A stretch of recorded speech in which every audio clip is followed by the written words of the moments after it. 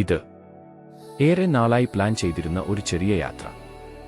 ഗവി സത്രം view point, Thiruvananthapuram മുതൽ ആരംഭിക്കുന്ന ഒരു യാത്ര. പല തവണ പ്ലാൻ ചെയ്തിട്ടും ഗവി ഫോറസ്റ്റ് പാസ് ലഭിക്കാത്തതിനാൽ അത് യാഥാർത്ഥ്യമാകാതെ പോയിരുന്നു. ഈ പ്രാവശ്യം സ്കൂളുകളുടെ വേനൽ അവധിക്ക് മുൻപുള്ള ഒരു വാരാന്ത്യം. അതുകൊണ്ട് തന്നെ പാസ് കിട്ടാനുള്ള സാധ്യത കുറച്ചുകൂടി ഉണ്ടായിരുന്നു. രാത്രി 8:39 ഞങ്ങൾ ആങ്കമൂടിയിലെ ഹിൽസൈഡ് നേച്ചർ സ്റ്റേയിൽ എത്തി. ഒരു വീട്ടിലെത്തിയതുപോലെ ഉള്ള ഒരു സൗഹൃദവും ചൂടും നിറഞ്ഞ അനുഭവം. മുറി വളരെ വിശാലവും വൃത്തിയോടെയും അതിയായ സൗകര്യങ്ങളോടെയും ഒരുക്കിയിരുന്നു. ഒരു ദീർഘയാത്രയ്ക്ക് ശേഷം വിശ്രമിക്കാൻ ഏറ്റവും അനുയോജ്യമായ ഇടം തന്നെ. പിറ്റേ ദിവസം രാവിലെ അവിടെ തന്നെയാണ് ഞങ്ങൾ പ്രഭാത ഭക്ഷണം കഴിച്ചത്. തുടർന്ന് രാവിലെ 8 മണിക്ക് സ്റ്റേയിൽ നിന്ന് ചെക്ക് ഔട്ട് ചെയ്തു.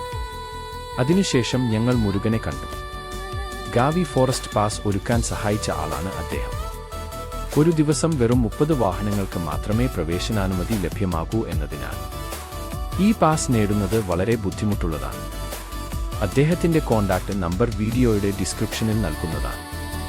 ഫോറസ്റ്റ് പാസ് ലഭിക്കാൻ മാത്രമല്ല, ലോക്കൽ ഗൈഡഡ് ട്രെക്കുകൾക്കായും അദ്ദേഹത്തിന്റെ സഹായം ലഭിക്കും. ഫോറസ്റ്റ് പാസ് ബുക്ക് ചെയ്യുമ്പോൾ ഐഡി പ്രൂഫ് കൊണ്ടുവരാൻ മറക്കരുത്. കൂടാതെ ആങ്കമൂടിയിൽ തന്നെ ഫ്യൂവൽ നിറയ്ക്കുകയും സ്നാക്കുകൾ അല്ലെങ്കിൽ ലഞ്ച് പാക്ക് ചെയ്യുകയും ചെയ്യണം. കാരണം ഗാവിയിലേക്ക് കടന്ന ശേഷം ഫ്യൂവൽ സ്റ്റേഷനും റെസ്റ്റോറന്റുകളും ഇല്ല. കാക്കി ഡാം പ്രദേശത്ത് എദസ് കാന്റീൻ ഉണ്ടെങ്കിലും അവിടെ ഭക്ഷണം ലഭ്യമാകുമെന്ന് ഉറപ്പില്ല. അതുകൊണ്ട് യാത്രയ്ക്ക് മുൻപ് തന്നെ എല്ലാം തയ്യാറാക്കി വെക്കുന്നത് മികച്ചതാണ്.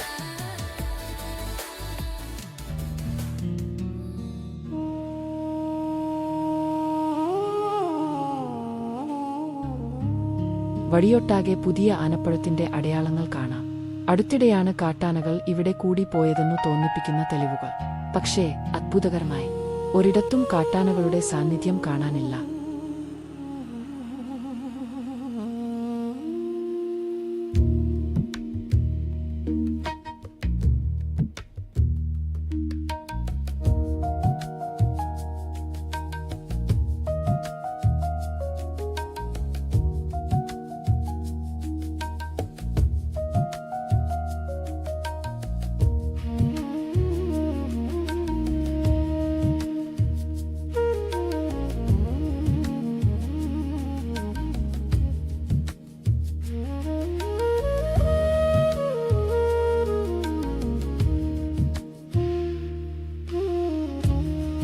ഗാവിയിലേക്കുള്ള ഈ യാത്രാമാർഗത്തിൽ ഏകദേശം 4 റിസർവോയറുകൾ കടന്നുപോകുന്നു. ഓരോ സ്ഥലത്തും നമ്മുടെ വാഹനത്തിന്റെ എൻട്രി ഫോറസ്റ്റ് ഓഫീസർമാർ രേഖപ്പെടുത്തുന്നു. സുരക്ഷാ കാരണങ്ങളാൽ ഡാമുകളും ഹൈഡ്രോ ഇലക്ട്രിക് പ്രോജക്റ്റുകളും ഉള്ള പ്രദേശങ്ങളിൽ ഫോട്ടോഗ്രഫിക്ക് നിയന്ത്രണങ്ങളുണ്ട്. അതിനാൽ അവിടെയുള്ള നിയമങ്ങളും നിർദ്ദേശങ്ങളും പാലിച്ച് യാത്ര തുടരുന്നത് ഏറെ പ്രധാനമാണ്. ഈ പ്രദേശത്ത് സ്ഥിതി ചെയ്യുന്ന ശബരിഗിരി ഹൈഡ്രോ ഇലക്ട്രിക് പ്രോജക്റ്റ് കേരളത്തിലെ 2ാമത്തെ വലിയ ഹൈഡ്രോ ഇലക്ട്രിക് പദ്ധതിയാണ്.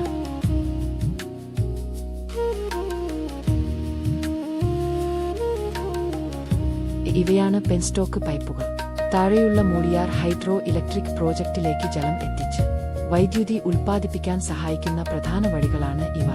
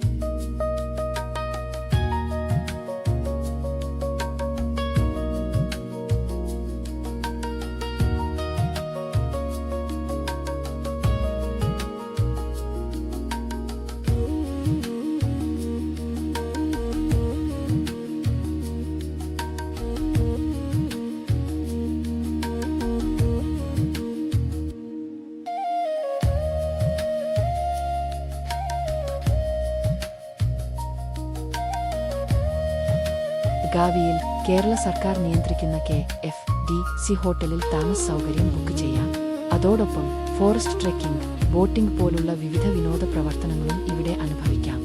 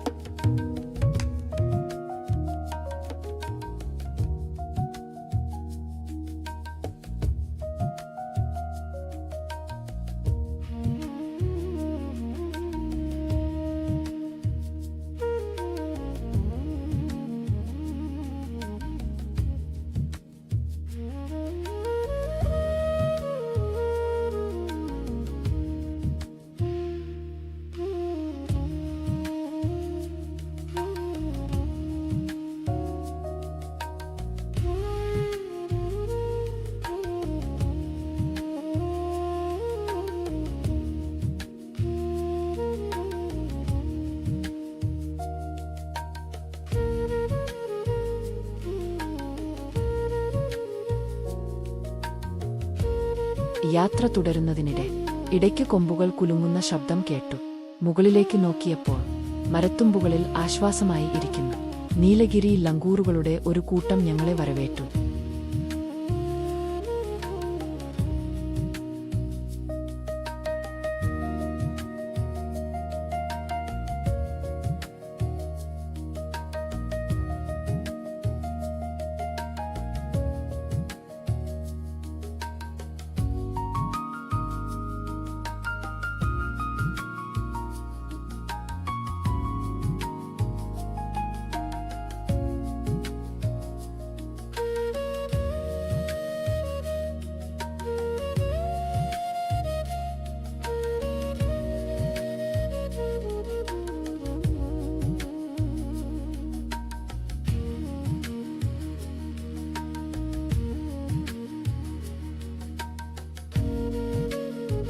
യാത്രയുടെ അവസാന ഘട്ടത്തിലേക്ക് കടക്കുമ്പോൾ കണ്ണിന് കുളിർമയേകുന്ന മനോഹരമായ യൂക്കാലിപ്റ്റസ് വനങ്ങൾ നമ്മെ വരവേൽക്കുന്നു.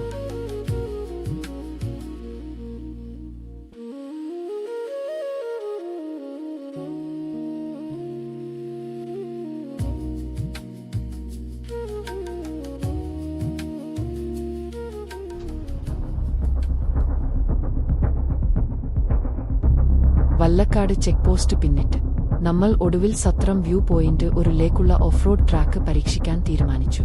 പക്ഷേ ഇത് ഒരു സാധാരണ റോഡ് യാത്രയല്ല. ഈ വഴി വളരെ കഠിനമാണ്. 4 വീൽ ഡ്രൈവ് വാഹനങ്ങൾക്ക് മാത്രമേ ഈ വഴിയിലൂടെ സഞ്ചരിക്കാൻ സാധിക്കൂ. അതിനുമേൽ വളരെ ഇടുങ്ങിയ പാത. എതിർവശത്തു വരുന്ന ടാക്സി ഓഫ് റോഡ് ജീപ്പുകൾക്ക് വഴിയൊരുക്കാൻ ചിലപ്പോഴൊക്കെ പലതവണ റിവേഴ്സ് എടുക്കേണ്ടി വരും.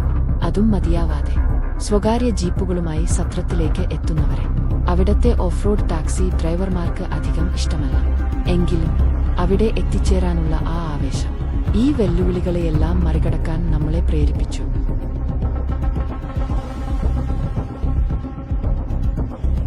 ആദ്യമായി ട്രെയിൽ കണ്ടപ്പോൾ തന്നെ മുന്നോട്ടു പോകുന്നത് അപകടകരമാവുമോ എന്ന് തോന്നി. ആഴമുള്ള കുഴികളും കല്ലുകളും നിറഞ്ഞ വഴിയായിരുന്നു അത്. നമ്മുടെ വാഹനത്തിന് താഴെ തട്ടാതെ കടന്നു പോകാൻ കഴിയില്ലെന്ന് തന്നെയാണ് ഞാൻ കരുതിയത്. തിരിഞ്ഞു പോകാൻ വഴിയും വളരെ ചുരുങ്ങിയതായിരുന്നു. അതിനിടയിൽ മുന്നിൽ നിന്ന് ടാക്സി ജീപ്പുകളും വരുന്നത് കണ്ടപ്പോൾ ഒരു തീരുമാനം എടുക്കേണ്ടി വന്നു. ഒടുവിൽ ഒരു റിസ്ക് എടുത്ത് മുന്നോട്ടു പോകാൻ ഞങ്ങൾ തീരുമാനിച്ചു. പിന്നീടാണ് മനസ്സിലായത് ആ തീരുമാനമാണ് ഈ യാത്രയിലെ ഏറ്റവും നല്ലത് ആയിരുന്നു എന്ന്. ഇതെല്ലാം മനസ്സിൽ വച്ചിരുന്നിട്ടും ട്രെയിലിൽ കയറുന്നതിനു മുമ്പ് വേണ്ടത്ര തയ്യാറെടുപ്പുകൾ ചെയ്യാൻ നമ്മൾ മറന്നു. ടയറിന്റെ പ്രഷർ 20 SI വരെ കുറയ്ക്കുന്നതും ട്രാക്ഷൻ കൺട്രോൾ ഓഫ് ചെയ്യുന്നതും പോലുള്ള കാര്യങ്ങൾ നമ്മൾ ശ്രദ്ധിച്ചില്ല. അതുകൊണ്ടാവാം യാത്ര കുറച്ച് ബമ്പിയായി തോന്നിയത്. കാരണം ഞാൻ ഇപ്പോഴും ഓൺ റോഡ് ഫ്യൂവൽ എഫിഷ്യൻസിനായി 34 അധോൽ തന്നെ ഡ്രൈവ് ചെയ്യുകയായിരുന്നു.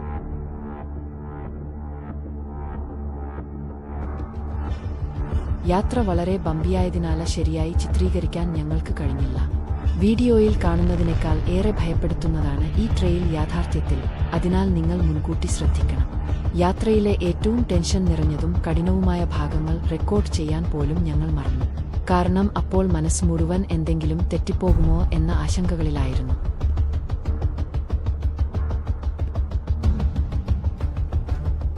മൺസൂൺ സമയത്ത് ഈ ട്രെയിൽ കടക്കുന്നത് വളരെ പ്രയാസകരമായിരിക്കുമെന്ന് ഞാൻ കരുതുന്നു. കാരണം വഴിയൊട്ടാകെ വളരെ സ്ലിപ്പറിയായിരിക്കും. അതുകൊണ്ട് തന്നെ മൺസൂൺ കാലത്ത് ഈ ട്രെയിൽ പരീക്ഷിക്കുന്നത് ഒഴിവാക്കുന്നതാണ് ഏറ്റവും നല്ലത്.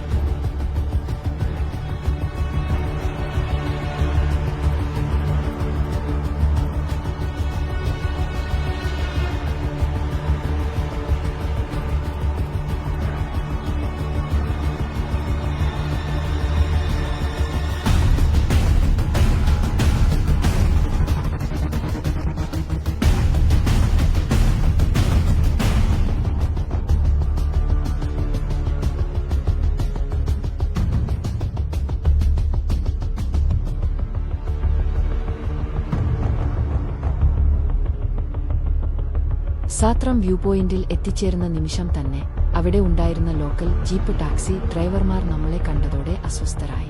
അവർ നമ്മളോട് വാദിക്കാൻ തുടങ്ങി. ഉടൻ തന്നെ ഇവിടെ നിന്ന് പോകണമെന്ന് ആവശ്യപ്പെട്ടു. ഇത് സ്വകാര്യ ജീപ്പുകൾക്ക് പ്രവേശനമില്ലാത്ത പ്രദേശമാണെന്നും എന്തെങ്കിലും അപകടങ്ങൾ സംഭവിച്ചാൽ ഫോറസ്റ്റ് ഉദ്യോഗസ്ഥർ ഈ ട്രെയിൽ പൂർണ്ണമായും അടച്ചുപൂട്ടുമെന്നും അവർ പറഞ്ഞു. അവരുടെ വാക്കുകൾ കേട്ട ശേഷം പ്രശ്നങ്ങൾ ഒഴിവാക്കാൻ ഞങ്ങൾ അതിനോട് യോജിച്ചു. ഉടൻ തന്നെ തിരിച്ചു പോകാൻ തീരുമാനിച്ചു. അവിടെ എവിടെയും സ്വകാര്യ വാഹനങ്ങൾക്ക് പ്രവേശനമില്ലെന്ന് സൂചിപ്പിക്കുന്ന ഔദ്യോഗിക ബോർഡ് ഒന്നും ഞങ്ങൾ ശ്രദ്ധിച്ചില്ല. എങ്കിലും ഈ ചെറിയ അസൗകര്യങ്ങൾക്കിടയിലും സാത്രത്തിൽ ഓഫ് റോഡിംഗ് ചെയ്യണമെന്ന ഞങ്ങളുടെ നീണ്ടകാല സ്വപ്നം സഫലമായതിന്റെ സന്തോഷം നമ്മളോടൊപ്പം തന്നെ ഉണ്ടായിരുന്നു.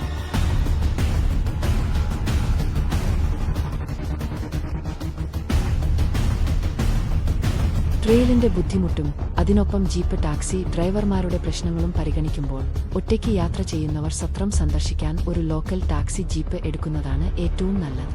അല്ലെങ്കിൽ ജീപ്പ് ക്ലബ്ബുകൾ സംഘടിപ്പിക്കുന്ന ഓഫ് റോഡ് ഡ്രൈവുകളിലായി ഒരു ഗ്രൂപ്പായി ഇവിടെ വരുന്നതും മികച്ചതാണ്. കാരണം അവർ ട്രെയിൽ ശരിയായി കൈകാര്യം ചെയ്യാൻ മാർഗനിർദ്ദേശം നൽകുകയും എവിടെയെങ്കിലും കുടുങ്ങിയാൽ സഹായിക്കുകയും ചെയ്യും.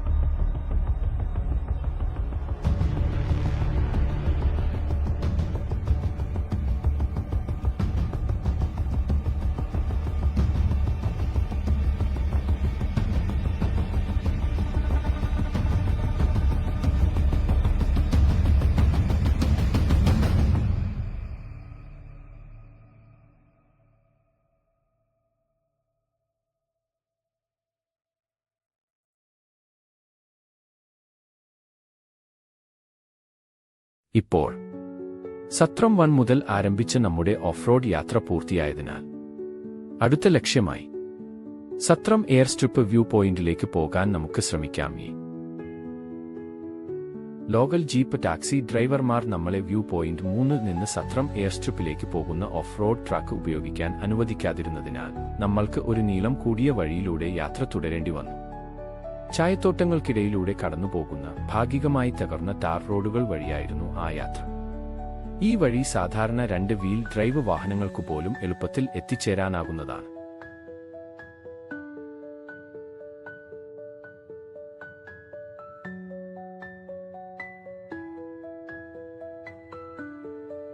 സമീപ നഗരങ്ങളിൽ നിന്ന് അകലെയായതിനാൽ ഈ വഴികളിൽ ട്രാഫിക് വളരെ കുറവാണ്.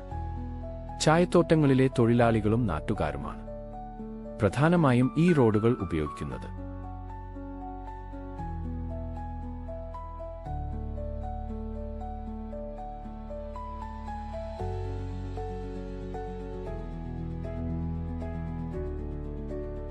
ഈ വഴിയിലൂടെ നല്ല ഹോട്ടലുകൾ അധികമില്ല.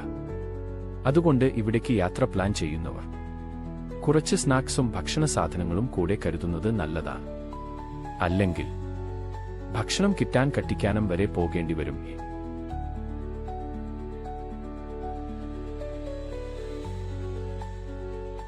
വ്യൂ പോയിന്റ് 3 സമീപം റോഡരികിൽ വാഹനം പാർക്ക് ചെയ്ത ശേഷം 5 മിനിറ്റ് മാത്രം നടക്കുമ്പോൾ സത്രം വ്യൂ പോയിന്റ് 3 നിന്ന് ആ മനോഹരമായ എയർസ്ട്രിപ്പ് നമുക്ക് കാണാമേ. ഇവിടെ നിന്നുള്ള കാഴ്ച, കാടുകൾ കൊണ്ട് മൂടിയ മലനിരകൾ, ഒരുപാട് ശ്വാസം പിടിച്ചുപോകുന്ന സൗന്ദര്യം തന്നെയാണ്. ഞങ്ങൾ അവിടെ ഉണ്ടായിരുന്ന മുഴുവൻ സമയവും ഒരു തണുത്ത കാറ്റ് തുടർച്ചയായി വീശിക്കൊണ്ടിരുന്നു. 2017 സത്രം എയർസ്ട്രിപ്പിനായി 12 ഏക്കർ ഭൂമി കേരള റവന്യൂ വകുപ്പ് അനുവദിച്ചു. ഏകദേശം 13 കോടി രൂപ ചെലവഴിച്ച് നിർമ്മിച്ച ഈ സൗകര്യം ആദ്യം NCC എയർ വിംഗ് പരിശീലനത്തിനായി രൂപകൽപ്പന ചെയ്തതാണ്. 2022 ഡിസംബറിൽ കൊച്ചിയിൽ നിന്നുള്ള വൈറസ് LED-80 വിമാനത്തെ ഉപയോഗിച്ച് ഇവിടെ വിജയകരമായ ഒരു ട്രയൽ ലാൻഡിംഗും നടത്തി. സത്രം എയർസ്ട്രിപ്പ് വ്യൂ പോയിന്റ് സന്ദർശിച്ച ശേഷം ഞങ്ങൾ ഉച്ചഭക്ഷണത്തിനായി കട്ടിക്കാനത്തേക്ക് പോകാൻ തീരുമാനിച്ചു. കൂട്ടിക്കാനത്തേക്കുള്ള യാത്രയ്ക്കിടെ കുറച്ച് ഫോട്ടോകൾ എടുക്കാൻ ഞങ്ങൾ മൗണ്ട് സത്രം വ്യൂ പോയിന്റിൽ ഒന്ന് നിർത്തി.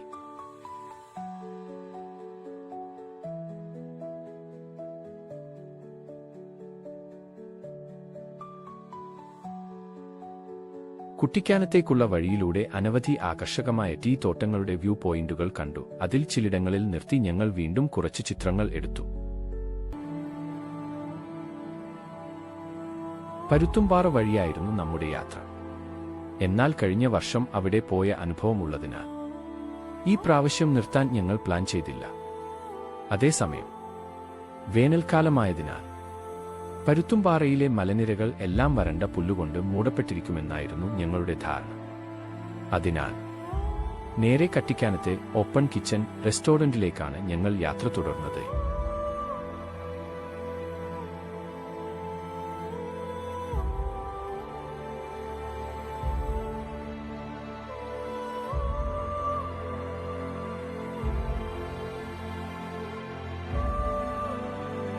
പരുന്തുംപാറയിൽ വളരെ കുറച്ച് ടൂറിസ്റ്റുകളും അതിലും കുറച്ച് കടകളും മാത്രമാണെന്ന് കണ്ടപ്പോൾ ഞങ്ങൾ അതിശയിച്ചു. കഴിഞ്ഞ തവണ ഓണത്തിനിടെ ഇവിടെ വന്നപ്പോൾ ഈ സ്ഥലം മുഴുവൻ ടൂറിസ്റ്റുകളാൽ നിറഞ്ഞിരുന്നു. പാർക്കിംഗ് ചെയ്യാൻ പോലും സ്ഥലം കണ്ടെത്താൻ വളരെ ബുദ്ധിമുട്ടായിരുന്നു. കൂട്ടിക്കാനത്തിലെ ഓപ്പൺ കിച്ചൺ റെസ്റ്റോറന്റിൽ നിന്ന് ഉച്ചഭക്ഷണം കഴിച്ച ശേഷം ഹൃദയം നിറഞ്ഞ ഓർമ്മകളോടൊപ്പം ഒരു ചെറിയ വിഷാദവും ചേർന്നു. വൈകിട്ട് 4 മണിയോടെ ഞങ്ങൾ തിരുവനന്തപുരത്തേക്കുള്ള മടക്കയാത്ര ആരംഭിച്ചു.